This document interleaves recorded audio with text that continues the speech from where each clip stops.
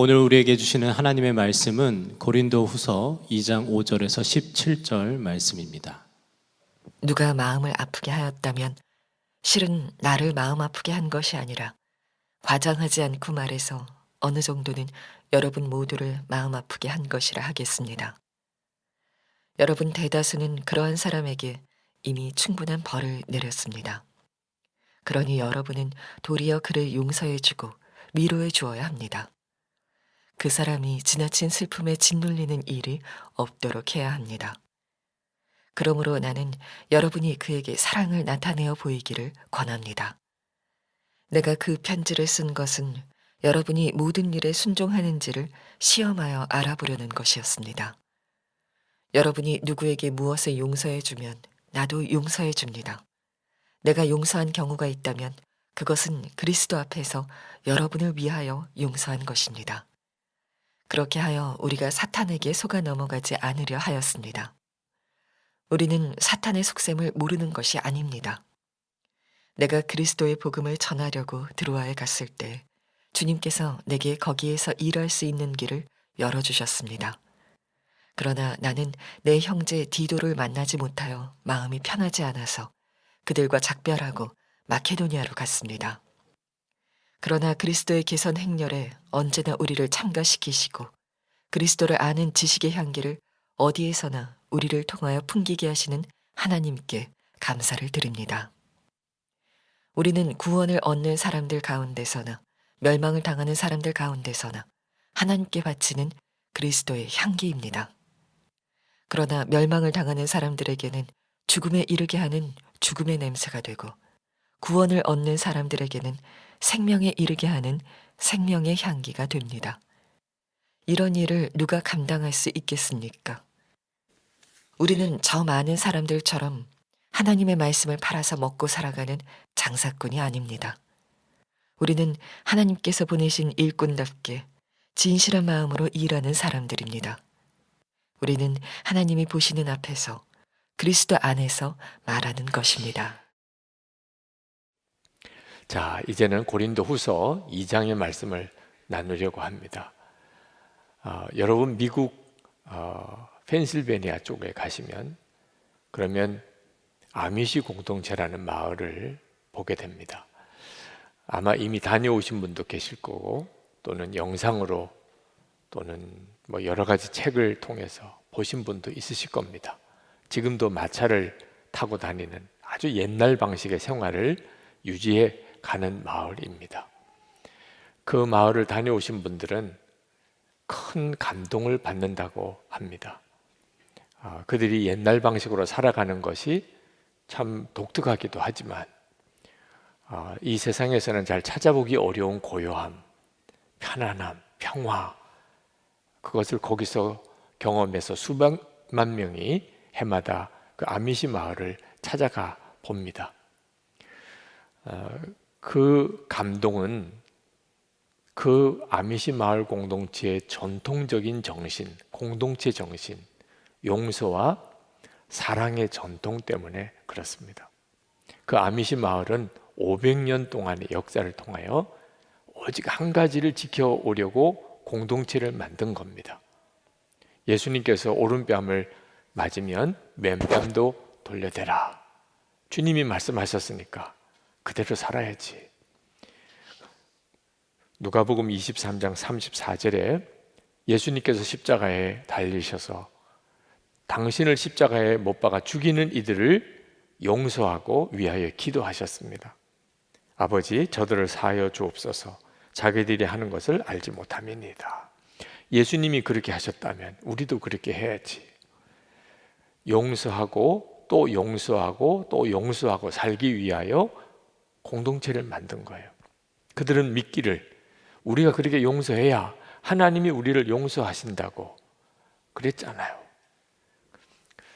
물론 신학적인 논란이 됩니다. 진짜 우리가 용서해야 하나님이 우리를 용서하느냐?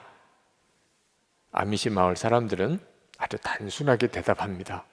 성경을 읽어보세요. 성경에 그렇게 말했지 않습니까? 2006년입니다. 그 아미시 마을에 충격적인 살인사건이 일어났습니다. 찰스 로버트라고 하는 사람이 총을 들고 초등학교에 들어가서 그 아이들을 무차별 총격을 했는데 5아이가, 소녀가 죽고 5아이가 큰 부상을 당했습니다. 그 아미시 마을에서 총격 살인 사건이 일어났다는 것 자체가 충격이긴 했지만 더 놀라운 일이 있었습니다. 그 뒤에 그 아미시 마을 사람들이 보여준 자비와 사랑이었습니다.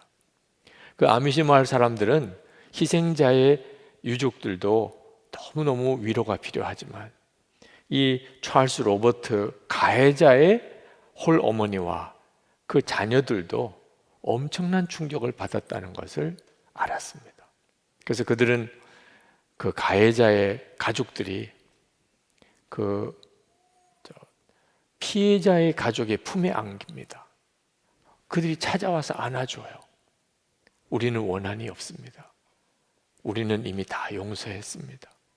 그 아미시 마을 사람들이 그 피해자의 가족의 집을 찾아가서 위로와 사랑의 선물을 전해줄 때 이 찰스 로버트 가해자의 집도 반드시 찾아가서 그들을 위로해 주었다는 거예요. 여러분, 이것이 바로 교회입니다. 그리고 이것이 성도예요. 예수 믿는 사람은 어떤 사람인가? 용서할 수 없는 사람 용서하고 사랑할 수 없는 사람 사랑하는 것. 그렇게 하는 공동체가 그게 바로 교회예요. 여러분, 커피 향을 맡으면 커피를 마시고 싶지요. 그죠? 똑같이 예수 믿는 사람에게는 향기가 나게 돼 있어요.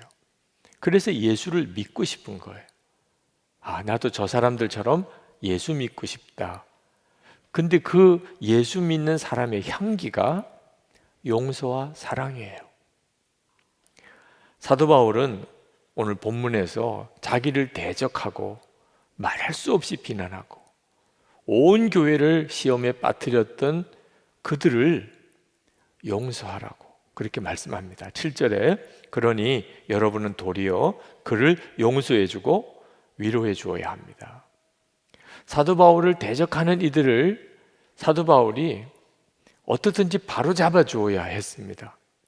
사도 바울 자신이 자존심 상해서가 아니고 복음을 바로 가르치기 위해서였어요. 이건 아주 엄한 경고고 책망이었습니다. 편지를 써서 보냈는데 울면서 썼다고 그랬어요. 근데 사도 바울의 마음에 과연 고린도 교회 교인들이 이 편지를 제대로 읽고 바로 진정한 복음을 받아들일까? 그게 걱정이 되었어요. 디도가 돌아와야 소식을 알 수 있을 텐데 디도가 좀처럼 예정대로 오지 않는 겁니다.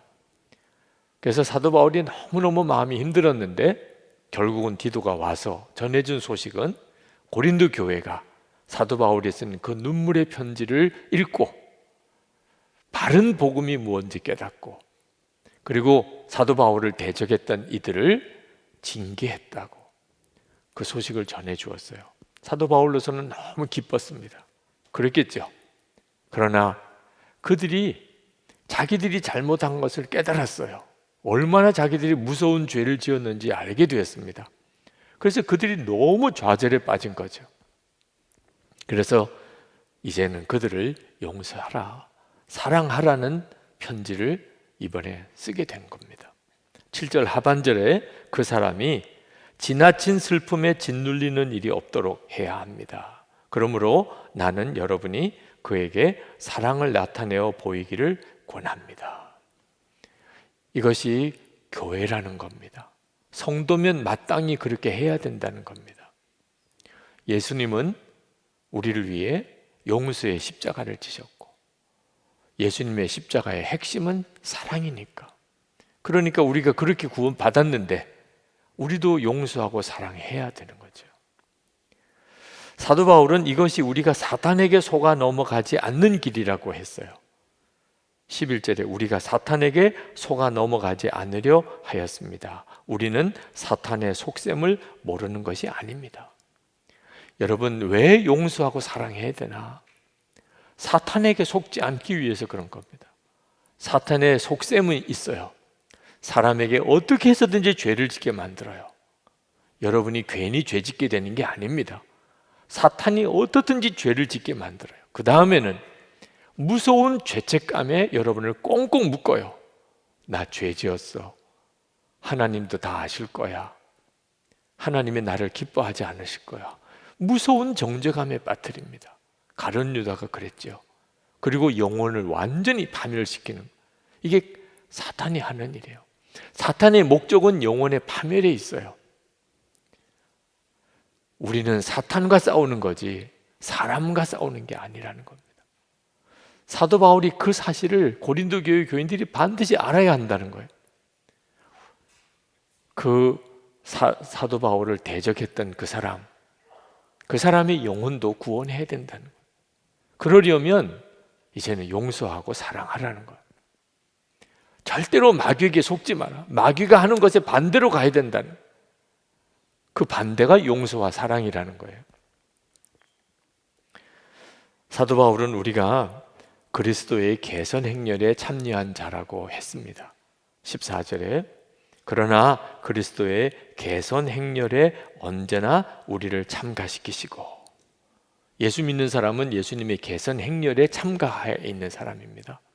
이 개선 행렬이라고 하는 것은 요즘 우리로서는 그렇게 특별한 의미로 와닿지 않습니다. 월드컵에서 우승을 했거나 그러면, 또는 무슨 세계 챔피언이 나왔거나 그러면 카퍼레이드를 할까요? 요즘에는 그렇게 보이죠. 그때 당시로서는 대단한 일이었어요. 전쟁을 나간 장군이 승리했습니다. 그러면 이제 로마로 들어와요. 그때 개선 장군이 앞에 서고, 그 뒤에는 병사들이 서고, 그 뒤에는 전리품 그리고 포로로 잡아온 노예들 쭉 끌려 들어옵니다. 대단한 장면이죠. 그때 당시로서는 가장 볼만한 볼거리예요. 온 로마 시민들이 다 광장에 나와서 환호성을 지르는 그 장면이 그때 당시로서는 최고의 장면이에요. 근데 사도 바울은 마치 예수님이 이런 개선 장군처럼 나가실 때 자기도 그 반열에 서 있다는 거예요. 자기는 예수님을 핍박하던 자, 교회를 핍박하고 예수 믿는 사람들을 잡아 죽이던 자였는데 주님이 나를 만나 주시고, 그리고 나를 사도로 삼으시고, 그리고 이 예수님의 개선 행렬에 참여하도록 만들어 주셨다. 이제 그 고백을 해요. 제가 이 구절을 묵상할 때 저 자신에게 적용해 보았어요. 나도 예수님의 개선 행렬에 참여한 자인가? 마음으로부터 아멘 하고 동의가 됐어요. 그리고 얼마나 기쁜지, 예수님의 개선 행렬에 참여한다는 것 자체가 충분해요. 그것으로 충분해요. 예수님께서 만왕의 왕이신 주님이 그 이끌고 가시는 그 대열 속에 내가 있다는 거, 그거면 충분한 거죠. 자, 여러분들도 한번 물어보셔야 돼요. 여러분은 예수님의 개선 행렬에 참여하고 있는 그 사람입니까? 그때 당시 로마 광장에 수많은 사람들이 나왔어요. 그렇지만 그들은 개선 행렬에 참여한 자는 아니에요. 개선 행렬에 참여한 자는 오직 군사만, 그 장군과 함께 전쟁터에 나가서 죽음의 고비를 넘고 무자비한 그 전쟁을 치러낸 사람, 그 군사들만 개선 행렬에 참여할 수 있어요. 다른 사람들은 그냥 환호성만 지르는 거죠. 지금도 똑같은 시대에, 똑같은 이 나라에 우리가 같이 살지만 다 똑같은 길을 가는 거 아니에요. 사람마다 가는 길이 다 다릅니다. 어떤 사람은 예수님과 함께 동행하면서 예수님의 개선 행렬에 참여한 사람이 있어요. 여러분이 그 사람이냐 하는 거예요. 여러분은 정말 그렇습니까? 도대체 어떤 사람이 예수님의 개선 행렬에 참여하는 그 사람이죠? 그걸 알아야 대답을 할 거 아닙니까? 그리스도의 향기를 바라는 사람이에요. 그리스도의 향기를 바라는 사람. 이 사람만 예수님의 개선 행렬에 참여하는 사람이에요. 14절 15절에 그리스도를 아는 지식의 향기를 어디에서나 우리를 통하여 풍기게 하시는 하나님께 감사를 드립니다. 우리는 구원을 얻는 사람들 가운데서나 멸망을 당하는 사람들 가운데서나 하나님께 바치는 그리스도의 향기입니다. 예수님과 함께 개선 행렬에 이렇게 참여한 사람은 그 사람에게서 그리스도의 향기가 나오는 사람이에요. 자, 그 말은 무슨 뜻이냐면 그 사람을 보면 예수님을 보는 것 같다는 거. 그게 예수님의 향기가 나오는 사람이에요. 여러분은 그리스도의 향기입니까? 사람들이 보면, 여러분을 보면 예수님 보는 것 같다고 말합니까? 여러분의 가족이나 또는 교우나 여러분의 함께 일하는 동료들이 여러분을 보면서 예수님을 보는 것 같습니까? 도대체 우리를 보고 어떻게 예수님을 본다고 할 수 있을까요? 오직 한 경우입니다. 용서할 수 없는 사람을 용서하고 사랑할 수 없는 사람을 사랑하는 것을 볼 때, 그건 전적으로 예수님이 하시는 일인 거예요. 그럴 때 사람들은 우리를 보면서 마치 예수님을 보는 것 같아요. 그래서 예수 그리스도의 향기를 느낀다고 하는 거죠. 그런데 사도 바울은 그리스도인이 16절에서 구원받은 사람에게는 향기예요. 그러나 멸망당하는 사람들에게는 죽음에 이르게 하는 죽음의 냄새가 된다고 했습니다. 구원받는 자에게는 생명의 향기인데 멸망당하는 자들에게는 죽음의 냄새가 된다. 이게 말이 됩니까? 어떻게 향기가 어떤 사람에게는 죽음의 냄새가 될 수 있죠? 우리 그리스도인들을 보면 정말 이해 못할 내용은 아니에요. 세상 사람들은 예수 믿는 사람이 개선 행렬에 들어있다는 것 자체가 이해가 잘 안 됩니다. 이 당시에 로마 시대에는 더 그랬어요. 예수 믿는 사람들은 세상 사람들이 보기에는 끌려가는 포로와 같았어요. 완전히 다 잃어버리고 완전히 비참해진 상태에서 종으로 끌려가는 그런 포로 같은 그런 모습이에요. 예수를 믿겠다고 하면 각오해야 돼요. 다 잃어버리는 거예요. 예수 믿겠다고 하면 집에서 쫓겨나야 돼요. 예수를 믿겠다고 그러면 짐승들 밥이 돼야 돼요. 십자가에 못 박혀 죽어야 돼요. 그게 그때 당시에 예수 믿는 사람들의 모습이에요. 그러니까 예수 믿는 사람들의 모습에서 죽음의 냄새가 나는 거죠. 자기 집안에 누가 예수 믿는 사람 생길까 봐 걱정이에요. 구원받은 자에게는 생명의 향기지만 멸망당할 자가 보기에는 죽음의 냄새예요. 그런데 지금도 마찬가지예요. 세상 사람들이 예수 믿는 사람 볼 때, 특히 진짜 예수님과 동행하는 삶을 사는 사람을 볼 때, 세상 사람들이 볼 때는 부럽게 느껴지지 않아요. 용서만 하고 사랑만 하며 사는 거, 이 사회 부적응자예요.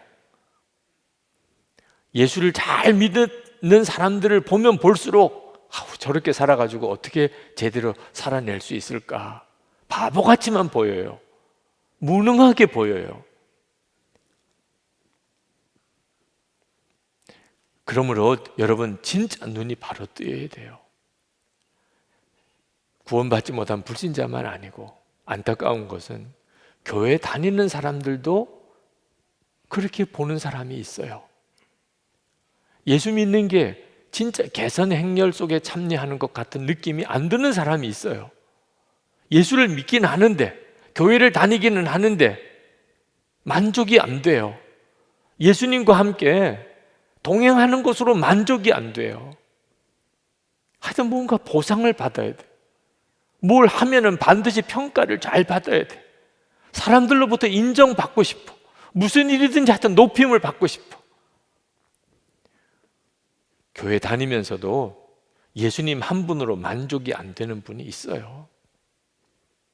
그 점이 정말 안타까운 거죠. 예수님 당시 때에 제사장들, 바리새인들이 그런 사람이었습니다. 그들은 하나님을 가장 잘 믿는다는 사람들이었어요. 그렇지만 그들은 하나님으로 만족이 안 돼요. 돈, 명예, 사람들로부터 높임을 받는 것, 칭찬받는 것, 거기에 목숨을 걸었어요. 사도 바울을 대적했던 사람들, 고린도 교회에 몰래 들어와서 그 고린도 교회를 분열시키고 했던 사람들, 그런 사람들이 전형적인 바로 예수님으로 만족이 안 되는 사람, 높임 받아야 되고 사도 바울도 경쟁자로 느끼는 거예요. 그렇게 교회 안에 말할 수 없는 분열이 일어나고 다툼이 일어나는. 사도 바울은 자신은 그와 같은 사람이 아니라고 말하고 있어요. 17절에 우리는 저 많은 사람들처럼 하나님의 말씀을 팔아서 먹고 살아가는 장사꾼이 아닙니다. 우리는 하나님께서 보내신 일꾼답게 진실한 마음으로 일하는 사람들입니다. 우리는 하나님이 보시는 앞에서 그리스도 안에서 말하는 것입니다. 하나님의 말씀을 팔아 먹고 살아가는 장사꾼이라는 구절이 너무 마음이 아파요. 그런 사람이 많대요. 그 많은, 저 많은 사람들처럼이라고 말을 했어요. 그때 당시도, 사도 바울이 있는 그때 당시도 하나님의 말씀을 팔아먹고 살아가는 장사꾼 같은 이들이 있었다. 지금도 그렇습니다. 지금도 하나님의 말씀을 팔아먹고 사는 장사꾼 같은 이들이 있어요. 그러므로 여러분들이 아무나 따라가서는 안 됩니다. 목회자들만 그런 거 아니에요.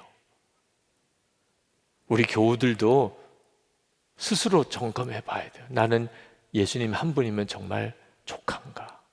모든 명예, 칭찬, 자리 다 다른 사람에게 양보하고 나는 예수님 한 분이면 충분하니까, 주님과 함께 그 계산행렬에 서 있다는 것 자체로서 나는 만족스러우니까, 그러니까 난 다른 건 더 필요 없어요. 그러면 교회는 정말 천국 같은 교회가 돼요. 그런 사람들끼리 모인 교회가 되면. 그런데 왜 그렇게 신경 쓰는 게 많고, 왜 그렇게 서로 경쟁하고, 왜 그렇게 다 높임 받으려고 그러고, 왜 그렇게 대우받으려고 그러고, 왜 그렇게 다 인정받으려고 그러고, 그러니까 교회가 계속 불편한 거예요. 저는 한때 세상에서 성공해야 하나님께서 영광 받으시는 줄 알았어요. 제 인생의 반 이상 세월 동안 정말 그렇게들 믿고 살았어요. 합격해야 하나님께 영광 돌리는, 취직해야 하나님께 영광 돌리는, 승진해야 하나님께 영광 돌리는, 성공해야, 돈 꽤 벌어야 하나님께 영광 돌리는 건 줄 알았어요. 목사가 되고 나면 교회가 성장해야 하나님께 영광 돌리는 건 줄 알았어요. 큰 예배당 지어야 하나님이 기뻐하시는 건 줄 알았다니까요. 실제로 교회에서 아주 이 세상에 시장이나 대통령 같은 사람이 나와야 하나님께 영광 돌리는 줄 알았다니까요. 아니었어요. 한국 교회는요, 그런 것들을 다 가져보았어요. 그런데 어째 하나님의 이름은 더 땅에 떨어지는 것처럼 이렇게 느껴지나요? 세상의 성공으로 하나님이 영광 받으시는 것만 아니에요. 착각하면 안 돼요. 하나님의 영광은 용서와 사랑에서 나오는 거예요.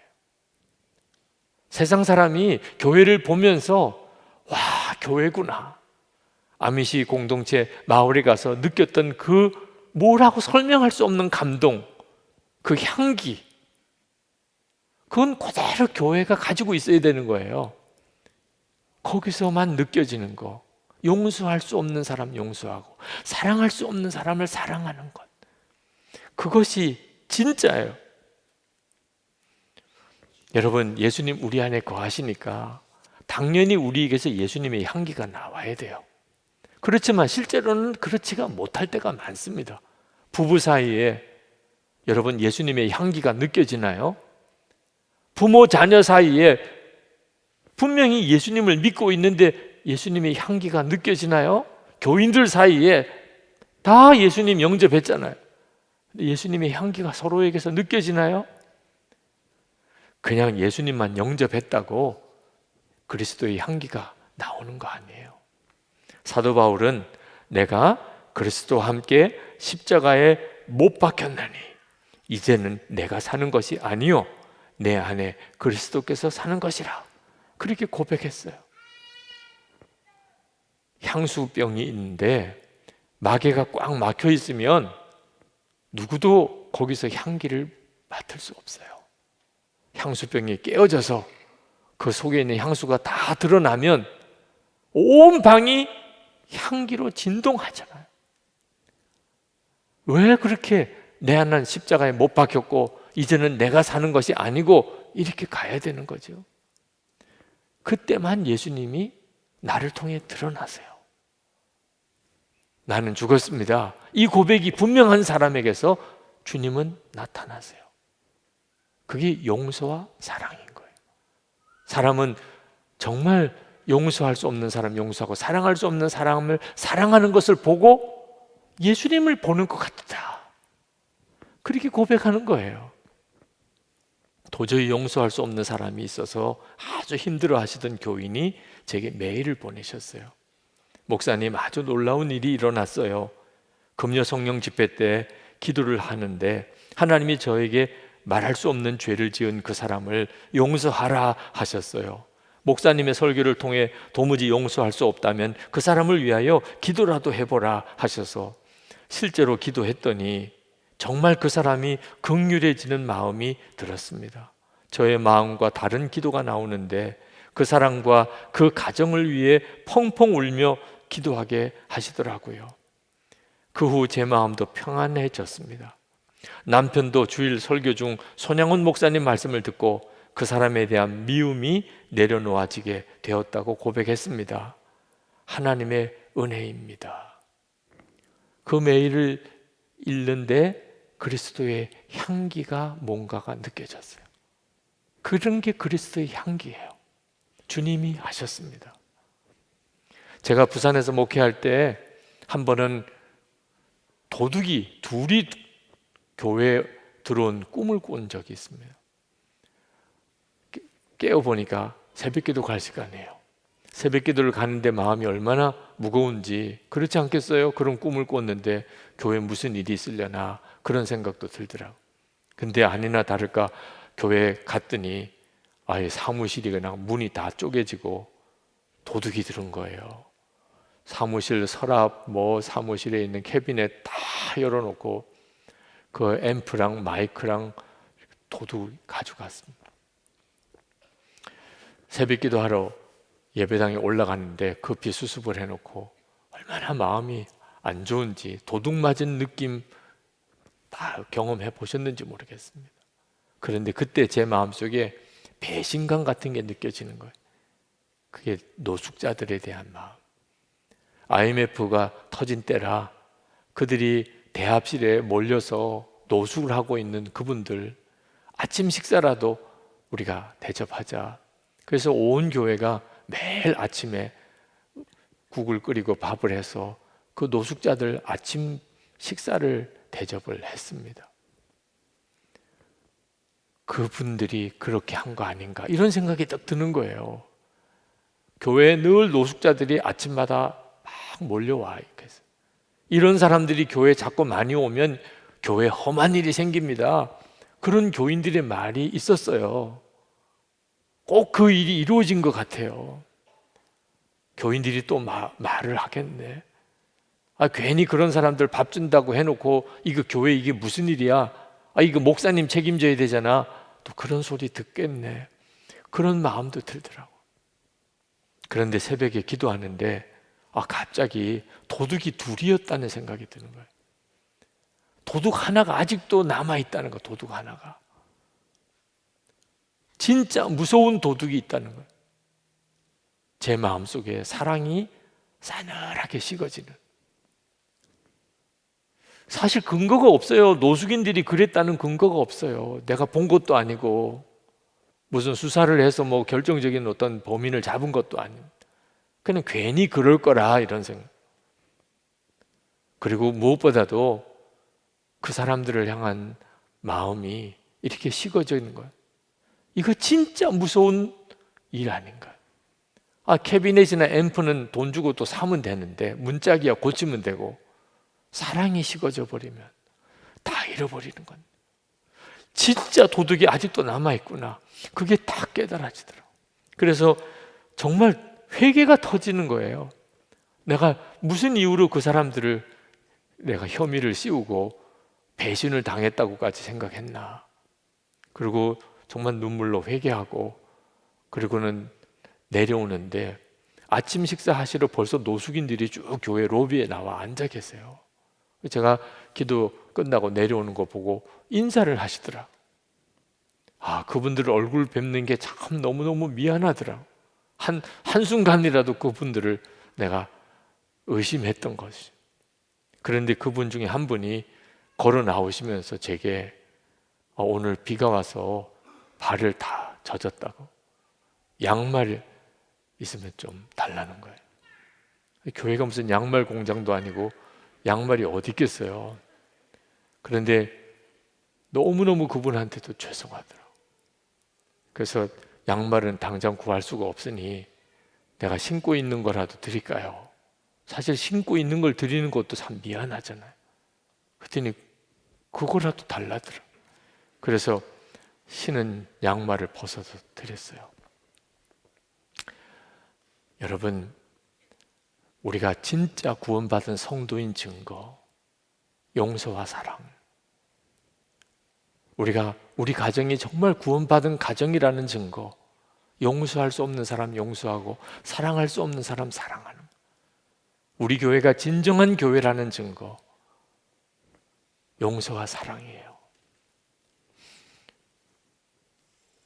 그리스도의 향기입니다. 여러분 존재 자체가 그리스도의 향기예요. 여러분을 통해서 주님이 드러나요.